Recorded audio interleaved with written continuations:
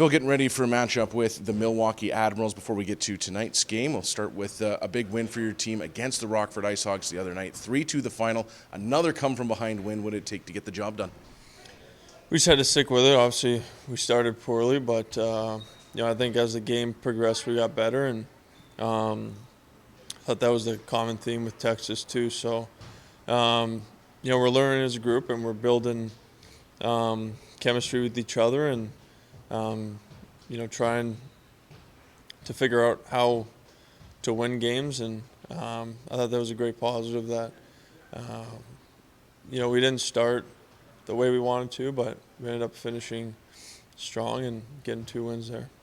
Yeah, after that first 10 minutes, seemed like you really took control of the game until probably the end when Rockford put on a good push. So what were you able to do that got you kind of rolling in the right direction and then really take over?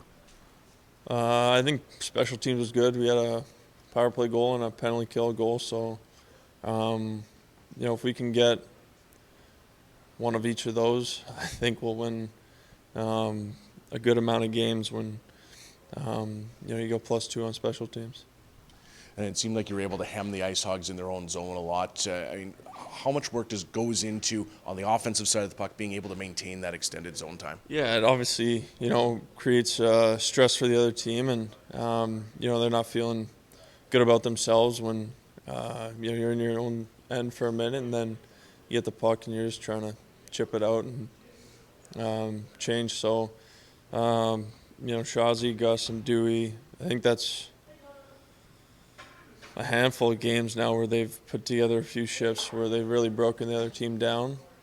Eventually they're going to start capitalizing on those, but it goes a long way just for the team, to put a team under duress.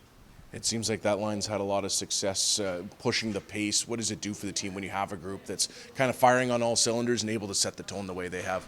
It's big. It's easier to follow up a good shift than it is a bad shift.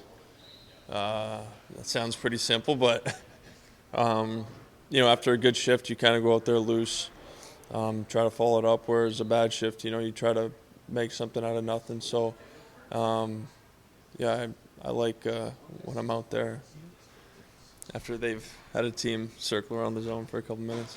For yourself, you have 4 assists over your past 2 games. What are you seeing right now on the offensive side of the puck? I think I've been creating for most of the year. I've always liked to shoot the puck, so I've been shooting it. Eventually they'll go. And then, just making plays. Like, the